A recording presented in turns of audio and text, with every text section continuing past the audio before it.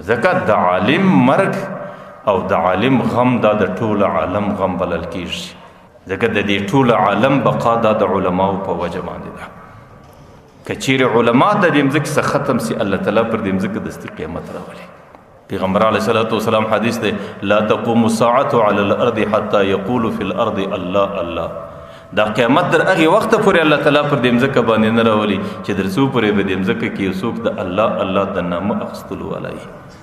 اوس دا د الله الله نوم به په هره پیړۍ کې څوک دې خلکو ته ورښي، د چا بچان به په الله الله باندې ولدوي څوک، چاته به دین څوک ورښي، چاته به د الله الله عقیده څوک ورښي، او څوک به د الله الله د ذکر سره اشنا کوي، څوک هغه دغه علما دي. چې عالم ختم سي د الله الله نوم اخیستل ختمیږي، او چې د الله الله نوم د مځکې څخه ختم سو دستي پر دې مځکه باندې قیامت سي.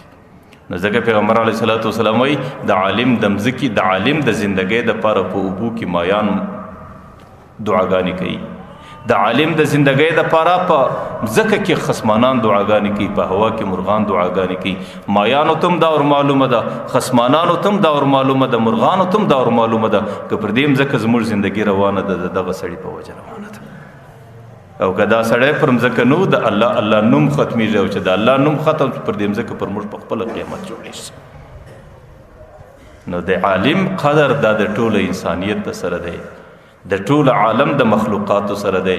لیکن زه دا وایم که نسته، هغې د انسان کمزورې مخلوق دی، د هغې سره قدر نسته.